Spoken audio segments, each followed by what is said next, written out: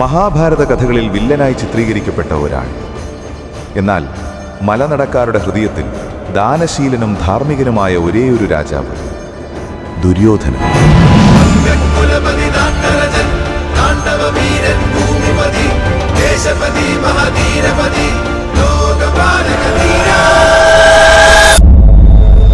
പാണ്ഡവരെ തേടി വനാന്തരങ്ങളിലൂടെ സഞ്ചരിച്ച ദുര്യോധനൻ ഒരിക്കൽ ഈ മലനാടിലെത്തി.